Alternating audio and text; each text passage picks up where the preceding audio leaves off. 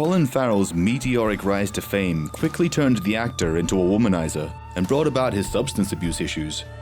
After hitting rock bottom, the star made a commitment to recover. Today, he talks openly about his struggles and has revealed there was something that saved him and turned into the most important part of his life: fatherhood. Colin Farrell was born in Dublin in 1976. Both his father and uncle were professional soccer players, but Colin turned to performing instead. Farrell began using illegal substances in his early teens.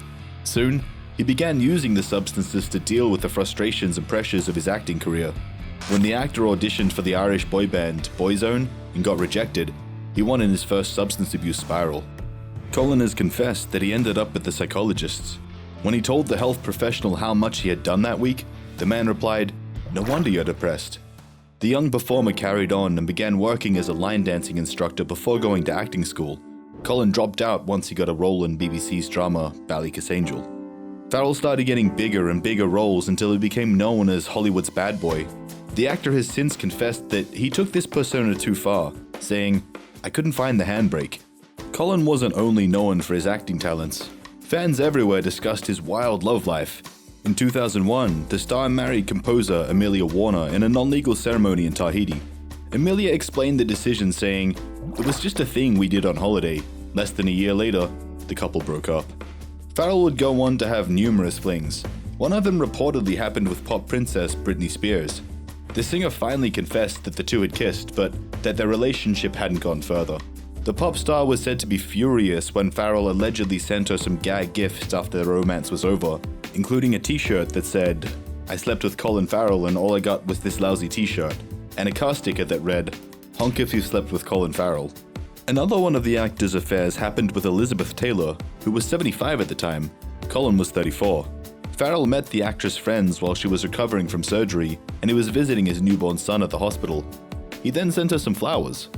A week later, Colin visited Elizabeth and the two began what he described as a romantic relationship that was never consummated. Years later, Farrell confessed to Ellen DeGeneres, "I wanted to be husband number 8, but we ran out of road. I loved her. I still care for her," the actor said in a different interview. Apparently the two could talk about anything for hours. Sadly, not all of the star's flings were so positive. His romance with Playboy model Nicole Narain turned into one of the darkest episodes of Colin's life after she released an intimate video the two had recorded. In 2005, Farrell sued the model for distributing and selling the video. Although the star was offered millions of dollars in exchange for the rights to the film, he was always adamant about not distributing it, and the two ended up reaching a settlement. During this rocky time in his life, the actor continued to use substances. This became more and more problematic with time, forcing Colin to lie to his family and loved ones so he could carry on with his addiction. The actor's excesses started affecting his career. Farrell told The Mirror about an incident his alcohol use had caused on the set of Minority Report. After being denied a day off after his birthday, Colin showed up to set so drunk, he needed dozens of takes just to say a single line. "My sister was on set that day, and she had to leave the set after 56 takes. I was a disaster," he told the magazine. This wasn't the worst incident of the actor's career, though. In 2004, his movie Alexander received so many bad reviews that he was pushed over the edge. Colin revealed that 89 to 90% of the reviews were negative, and 30 to 40% were vicious. Like, so personally insulting, but I read them all, the star has confessed.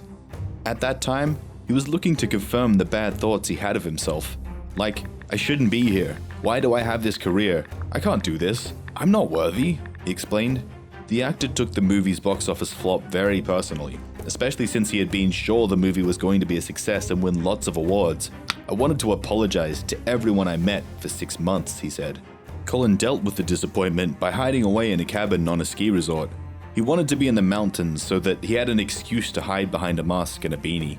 Although he feared for his career after the flop, Farrell continued getting roles, and his addiction went on for years. That is, until his movie Miami Vice premiered. Colin has confessed that he was so high during filming that he couldn't remember anything that happened in the movie. "I was at the premiere and didn't know what was happening next, but it was strange because I was in it," he revealed. When the premiere finished, Colin was sent off to rehab while the rest of the cast and crew headed off to the wrap party. Rehabilitation proved successful for the actor, who stopped using after more than 15 years. Farrell explained that once he got sober, Everything was in a degree of focus that I hadn't experienced. So much of the work that I did, I was struggling so hard to keep my shit together. A lot of my energy was going into trying not to have a complete meltdown, Colin confessed. The actor remained clean and continued giving us amazing performances. Of course, there were still challenges along the way, like attending events sober for the first time. One of the first festivals Colin attended without turning to substances was the one for his movie In Bruges, a black comedy that would later earn him a Golden Globe. Farrell explained that being able to attend a festival without turning to alcohol in order to calm his nerves was an amazing experience, saying that once he got through the initial discomfort and self-judgments, it was easily the most rewarding film festival that I'd had, and it was the one I could remember the most. In 2014, the now Academy Award nominee opened up about maintaining his sobriety, saying that he knew he was very lucky because he didn't miss doing substances. 4 years later, Colin proved just how seriously he takes being clean when he checked himself into rehab as a preemptive measure. The urges started to come back with being so busy at work, a source told the Daily Mail. The actor decided to get ahead of the situation before he broke his sobriety. He didn't want to go down that rabbit hole again, the insider added. Colin now feels very blessed by his situation and has revealed there's something that inspires him to stay clean and be the best version of himself, his sons.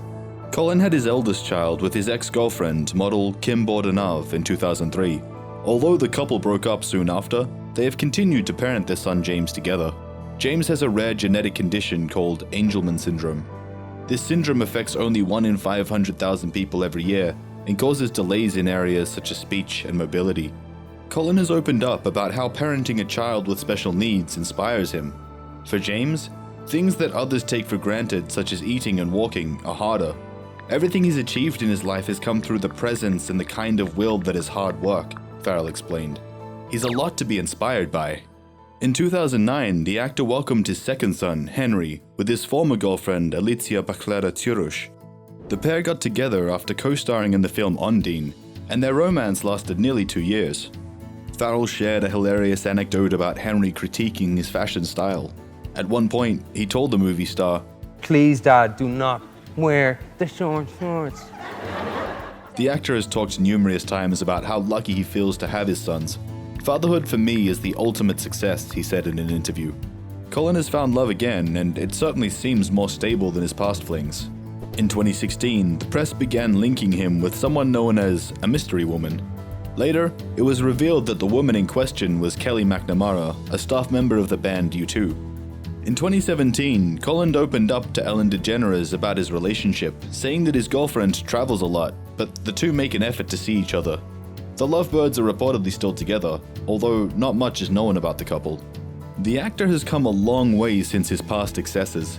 Colin is a shining example of a person who has worked and keeps working on himself to have a better life. Here, at Rumour Juice, we admire the actor's commitment and wish him the best in his journey.